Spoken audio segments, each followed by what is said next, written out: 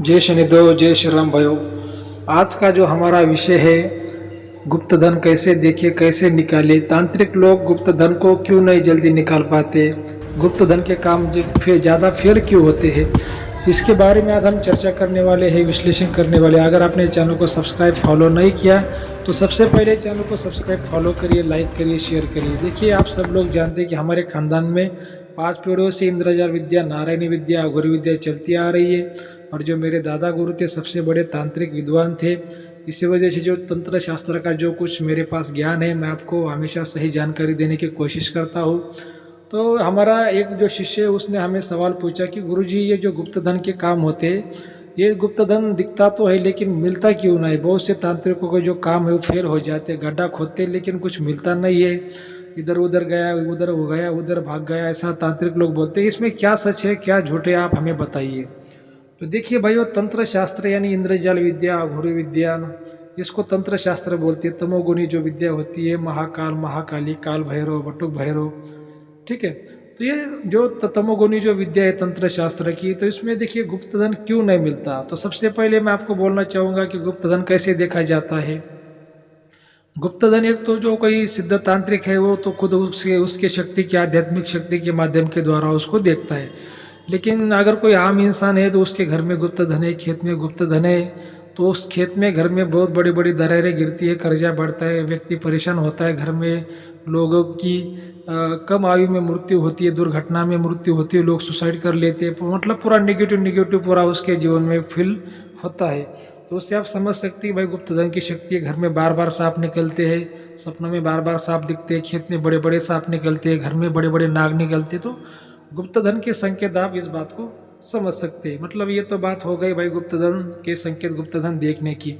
अब गुप्त धन कैसे निकालते, क्या होता है, लोगों को गुप्त धन के संकेत तो मिल जाते हैं, फिर लोग तांत्रिकों को फ़ोन करते हैं और किसी तांत्रिक को बुला लेते हैं वो धन को निकालने के लिए, बराबर। अभी तांत्रिक लोग आ जाते हैं, वहाँ पे कुछ पूजा विधि करते हैं, कुछ पैसे लेते हैं, 1000, 10,000, 20,000 जो भी हो, और वहाँ पे गड्ढा खोदते, कभी कभी कुछ मिलता नहीं है, और मिल भी गया तो कुछ कोयले मिलते हैं या फिर डुप्लीकेट सोना मिलता है। तो भाइयों देखिए, जो गुप्त धन के जो काम होते हैं वो फेल क्यों हो जाते हैं, इसका क्या कारण है। देखिए, सबसे बात ऐसी है, सबसे बड़ी बात तो छोटे मोटे तांत्रिक ये ज़्यादा विद्या नहीं जानते, और जो लोग तांत्रिकों को बुलाते हैं, जो घर के लोग बुलाते हैं, उन्होंने गुरु नहीं किया होता है। अगर वो सही गुरु करते हैं तो उनको ऐसे तांत्रिक को बुलाने की ज़रूरत नहीं गिरेगी, क्योंकि जब आप सही गुरु करते हैं आपको सही ज्ञान मिल जाता है कि क्या सच है, क्या झूठ है, आपको सब गुरु बताता है, आपको गुरु आपकी मदद करता है। और ये जो गुप्त धन का जो काम है, 99% लोगों के फेल क्यों हो जाते हैं, उनको धन क्यों नहीं मिलता, धन काला क्यों पड़ता है, तो उसका कारण, सबसे बड़ा कारण है, मैं आपको डीप में, मतलब पूरा विस्तार से मैं आपको समझाने वाला हूँ। वीडियो को पूरा देखिए, ध्यान से देखिए।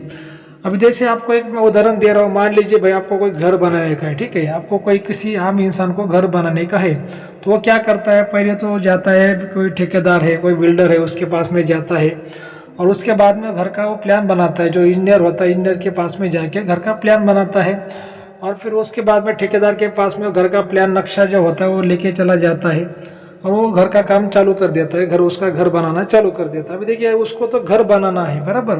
तो घर बनाने में कितने लोगों की ज़रूरत लगती है, जैसे मान लीजिए ठेकेदार लगता है, इंजीनियर लगता है, उसके बाद में मिस्त्री आता है, लेबर आता है, प्लम्बर आता है, फर्शी वाला आता है। मतलब आपको जो घर बनाने के लिए आपको अलग अलग कारीगर की आपको मदद लेनी पड़ती है, लाइट मैन आता है उसमें। तो ऐसा मतलब ठेकेदार के पास गए, मतलब क्या खाली ठेकेदार थोड़े आपका घर बनाएगा, नहीं, तो आपको सभी लोगों की वो घर बनाने के लिए आपको ज़रूरत लगती है। तो वैसी बात है भाई कि जब गुप्त धन का, खजाने का, जमीन के अंदर के जब जो माया होती है, जो खजाना होता है, जब उसके जब तांत्रिक लोग जो काम करते हैं, तो इंद्रजाल विद्या में, तंत्र शास्त्र में, अघोरी विद्या में ऐसा बताया गया है कि उसमें अलग अलग कारीगर का होना बहुत जरूरी है। जैसे मान लीजिए किसी के घर में हो, खेत में हो, जमीन में गड़ा हुआ धन है, तो लगभग कोई भी गुप्त धन, जैसे जमीन के नीचे 5 foot, 4 foot, 8 foot, 9 foot, 12 foot तक भी, 20 फुट तक भी जमीन के अंदर गुप्त धन रहता है। तो ऐसे में क्या होता है कि गुप्त धन कभी कभी जब जगह छोड़ता है तो उसको एक जगह पर बांधने वाला, गुप्त धन को ऊपर उठाने वाला, गुप्त धन की लिफ्टिंग करने वाला, गुप्त धन निकलने के बाद शुद्धिकरण करने वाला, उसके 5 चक्र बांधने वाला, शक्ति को बांधने वाला, शक्ति की इच्छा पूर्ति करने वाला, मतलब हर बात में ऐसे अलग अलग महाराज लोग होते हैं। तो जैसे 4-5 लोग अगर महाराज लोग मिल गए तो वो वैसा काम हो पाता है। एक ही महाराज मान लो कि भाई एक ही महाराज है और वो सभी विद्याओं को जानता है, मान लो बिल्कुल, लेकिन एक महाराज वो काम एक ही टाइम पे 4 काम नहीं कर सकता ना। जैसे मान लो कि भाई कोई ठेकेदार है, ठीक है, और वो ठेकेदार खुद मिस्त्री भी है, लेबर भी है, प्लम्बर भी है, वायरमैन भी है, लेकिन वो सभी काम जानता है, लेकिन एक ही टाइम पे सब काम वो नहीं कर पाएगा। अगर मिस्त्री काम करेगा वो, तो फिर उसको लेबर काम करने के लिए उसको जैसे सहायता चाहिए, तो फिर वो कौन करेगा? जब वो ठेकेदार अगर लेबर बनेगा तो फिर मिस्त्री कौन बनेगा? मतलब एक ठेकेदार मान लो कि भाई सभी काम जानता है, लेकिन वो एक आदमी एक समय पर सभी काम नहीं कर पाता। तो इसी वजह से इसमें टीम की होना बहुत ज़रूरी है। टीम होती है, जैसे 2-4 लेबर लोग, 2-4 महाराज लोग, तब वो काम पूरे हो जाते हैं। अब ये छोटे मोटे कुछ तांत्रिक आ जाते हैं सिंगल ऐसे गली में घूमने वाले, और लोगों को, घर मालिक को बोलते भाई यहाँ पे खोदो वहाँ पे खोदो, और कुछ मिलता नहीं। तो ये समझने वाली बात है, जो होशियार लोग होते हैं वो जल्दी समझ जाते हैं। इसी वजह से मैं आपको कहता हूँ भाई देखिए, हर क्षेत्र में ऐसी कुछ बातें होती कि हमें उसका ज्ञान नहीं होता। जब आप गुरु करते हैं, एक आध्यात्मिक गुरु करते हैं, और जिस गुरु के पास में त्रिगुण का, त्रिविद्या का, त्रिशक्ति का ज्ञान होता है, जैसे इंद्रजाल विद्या, नारायणी विद्या, घोरी विद्या, तो गुरु आपको बिल्कुल सही सलाह देता है, बिल्कुल सही ज्ञान देता है, आपको आगे क्या करना चाहिए क्या नहीं करना चाहिए आपको समझाता है। और जिसके पास में गुरु नहीं, वो लोग ऐसे लालच के पीछे भागते हैं और ऐसे भटकते रहते हैं, और लास्ट में उनका पैसा बर्बाद होता है, उनका जो कुछ टाइम भी उनका वेस्ट में चला जाता है, उनके परिवार का नुकसान भी होता है, घरदार का, उनका घर बार का भी नुकसान होता है, फैमिली का नुकसान होता है। इसी वजह से गुरु करना चाहिए, अच्छा गुरु, ज्ञानी गुरु करना चाहिए।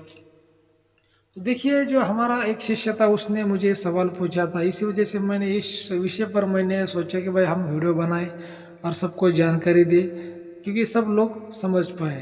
तो देखिए, ये जो गुप्त धन के जो काम होते हैं, इसमें अलग अलग प्रकार के कम से कम 4 महाराज होने चाहिए, और सभी जैसे अलग अलग विद्या वाले होने चाहिए। जैसे कोई लिफ्टिंग करने वाला, कोई शिफ्टिंग करने वाला, कोई शुद्धिकरण करने वाला, कोई उठाने वाला गुप्त धन को, और कोई गुप्त धन शक्तियों को बांधने वाला, तब ऐसे काम होते हैं, ठीक है। नहीं तो फिर इसमें से अगर एक भी महाराज अगर कमज़ोर गिर गया तो वो काम नहीं होता। अभी कुछ लोग क्या बोलते कि भाई हमारे पास में लाइट है, हमारे पास में डोला है, हमारे पास में जैसे कि देखने वाला व्यक्ति है, काजल वाला व्यक्ति है। अभी देखिए, जो काजल वाला व्यक्ति है राजस्थान की तरफ, तो उसकी भाषा क्या है कि काजल वाला यानी गुप्तधन देखने वाला, ठीक है। महाराष्ट्र में उसको क्या बोलते हैं? डोला बोलते, डोला, कि हमारे पास डोला है। अरे भाई, तुम्हारे पास में डोला है, सब कुछ है, लेकिन वो फायदा क्या है?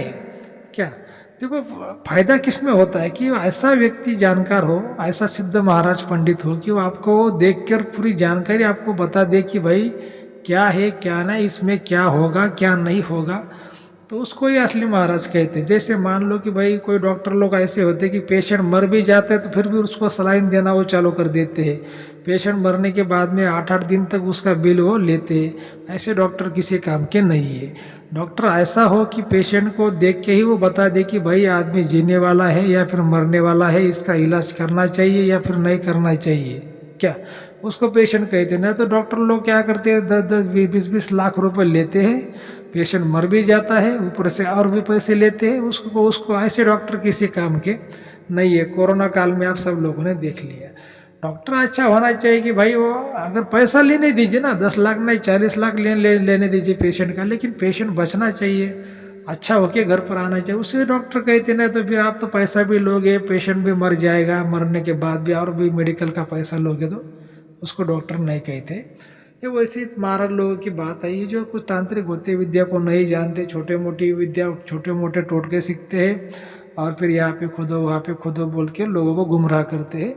इसी वजह से अच्छा गुरु करना चाहिए। गुरु से आपको अच्छा ज्ञान मिलता है, अच्छा सिद्धि मिलता है आपको। जब आप गुरु करते हो तो आपको ऐसे किसी के पीछे भटकने की ज़रूरत बिल्कुल नहीं गिरती। अभी मेरे जितने भी शिष्य लोग हैं ना, वो ऐसे किसी के जाल में बिल्कुल भी नहीं आते। उनको किसी ने कुछ भी बोला तो वो पहले मुझे फ़ोन लगाते हैं, बोलते गुरुजी ये क्या सच है क्या झूठ है, आप हमें बताइए।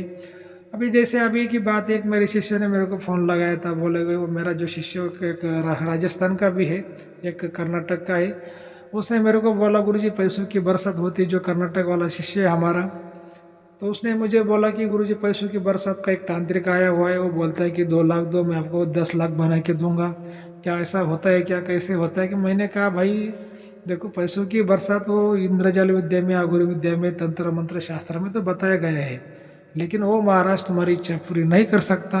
वो तुम्हारे साथ में फ्रॉड करेगा, तुम्हारा पैसा चला जाएगा, उसके पीछे मत भागो।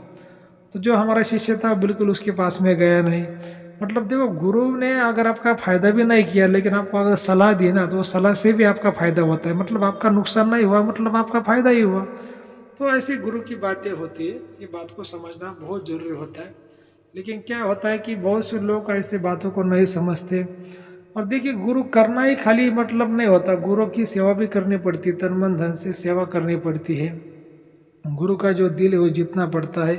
अभी बहुत से लोग क्या करते हैं कि मुझे, अभी मेरा उदाहरण आपको बताता हूँ, जैसे बोलते हैं गुरुजी बोलते हैं, और जब दक्षिणा मांगते हैं तो फिर बोलते हैं गुरुजी तो फीस लेते हैं, गुरुजी तो पैसे लेते हैं। अभी देखिए भाइयों, मैं अगर पैसा मान लो कि नहीं लूँगा, दक्षिणा नहीं लूँगा, तो भाई मेरा भी जो यूट्यूब चैनल चलाने को कुछ खर्चा लगता है वो कैसे चलेगा फिर? क्या अगर मान लो कि मैं किसी जगह पे मेहनत करूँगा, काम करूँगा, लेबर का काम करूँगा, मान लो किसी कंपनी में जाके लेबर का मैं काम करूँगा दुकान में, फिर वहाँ जाने के बाद उनको अगर मैंने बोल दिया भाई कि मैं गुरुजी हूँ, तो लोग फिर मेरे पर हंसेंगे, यार तुम तो गुरुजी हो और ऐसा लेबर का काम कर रहे हो।